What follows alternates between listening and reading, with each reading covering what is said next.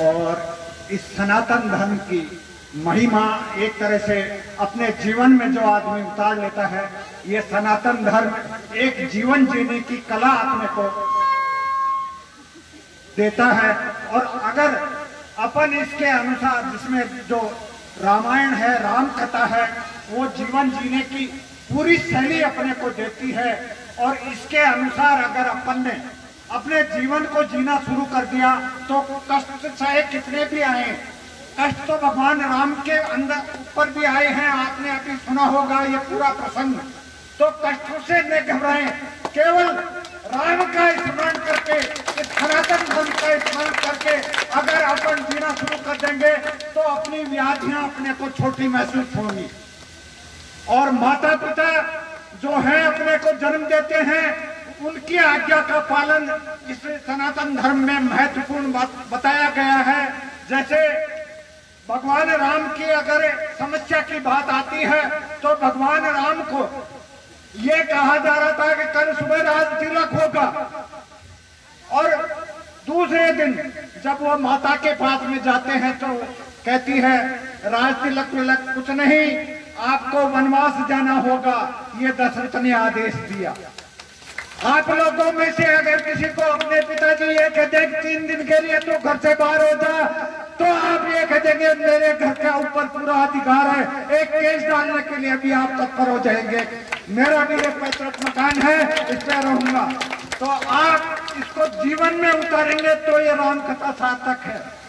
कुछ सालों से जब ये अपने देश में राज व्यवस्था ये आई तो अपने सनातन धर्म को एक पाखंड के रूप में लोगों ने पेश करना शुरू कर दिया, और जिसका परिणाम है कि ये जो अपने सामने जो नई जनरेशन पैदा हो रही है उसको पता ही नहीं है।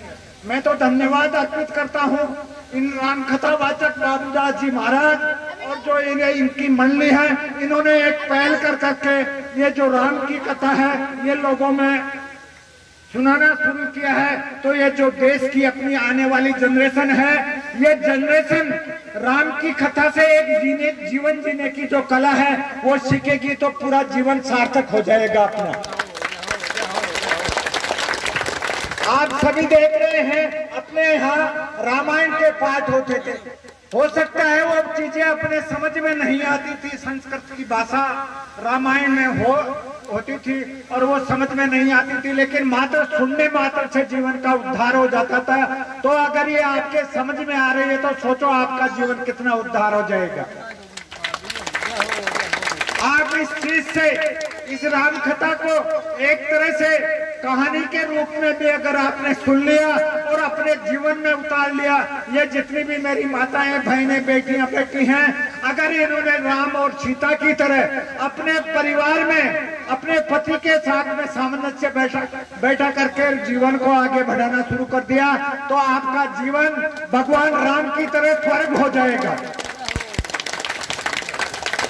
आप जो भी ये जो कथा सुनते हैं केवल सुन करके ही नहीं जाएं, इसको अपने जीवन में उतारने की कोशिश करें।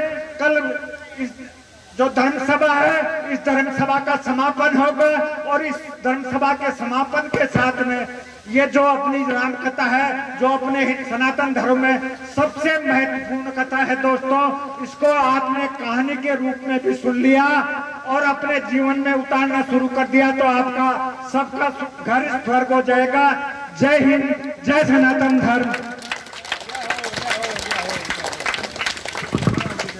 जय हो। बोलो श्री गुरुदेव भगवान।